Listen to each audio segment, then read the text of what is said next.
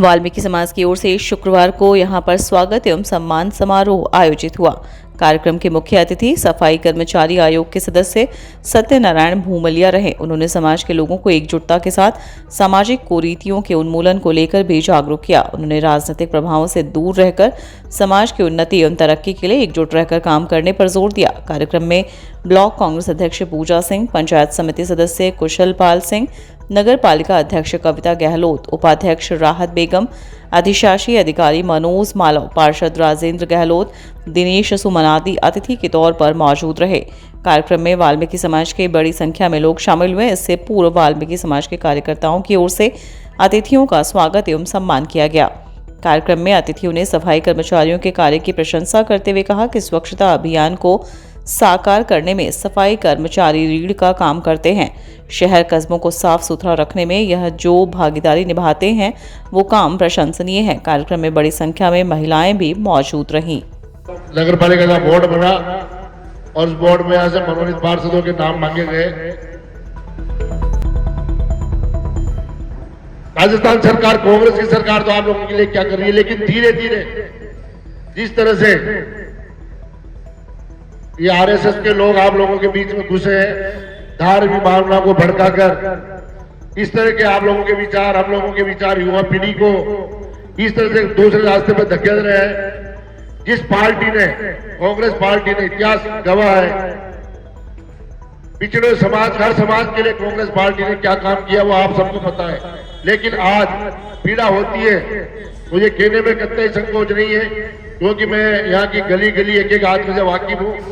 पीड़ा होती है जब उसका बदला चुकाने का आपका मौका आता है, तो आप लोग इस राह को छोड़कर जिस पार्टी के नेताओं ने आपके लिए सब कुछ किया, उन सबको भूल जाते हो।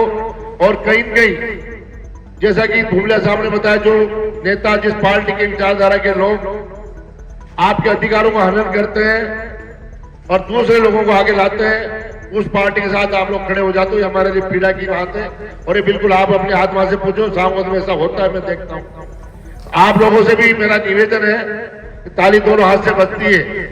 जैसा कि भूमलिया साहब ने बताया, भूमलिया साहब आप लोगों के, हम सबके नेता हैं, लेकिन इनको कांग्रेस ने ये कुर्सी दी है और आपके अधिकारों की लड़ाई जयपुर तक लड़ रहे हैं। वास्तव में जुझारू आदमी आपकी बात को पूरी ताकत से रखते हैं, लेकिन जिस दिन आप लोगों का समय आएगा और जब भूमलिया साहब आपको जिस दिशा में चलने की कहेंगे, साहब आप कांग्रेस के साथ चलो, कई लोग मुंह फेर के दूसरी तरफ हो जाएंगे। ये नहीं होना चाहिए। जो आदमी, जो पार्टी आपके अधिकारों के लिए लड़ाई लड़ती है, उस पार्टी के साथ हमेशा खड़ा रहना चाहिए। हमने यहाँ से एक मनोनीत पार्षद चुन के, भाई एक पिछड़े समाज का आदमी, उसको हमने बनाया। कई लोग मेरे नजदीक थे, मैं किसी भी आदमी पे हाथ रखता और भरत सिंह जी उसको पार्षद के लिए नाम भेज देते, लेकिन आप लोगों की भावना के अनुरूप हमने उसका नाम भेजा, उसको मनोनीत पार्षद करा। कुछ दिन पहले ये आरएसएस के दलाल, बीजेपी के दलालों ने उसको क्या प्रलोभन दिया मुझे पता नहीं है, लेकिन उसने बेवकूफी करी है। एक मनोनीत पार्षद जिसको कांग्रेस सरकार तनख्वाह दे रही है और वो भाजपा की सदस्यता, मतलब चुनाव पार्षद चल जाए अलग चीज, उसको जनता ने चुना। ये तो सरकार द्वारा मनोनीत पार्षद है, बहुत बड़ी पीड़ा है। तो ये इस तरह की अगर कोई घटना होती है, आप लोगों के बीच में इस तरह की कोई बात आती है, तो आप खड़े होकर विरोध करो।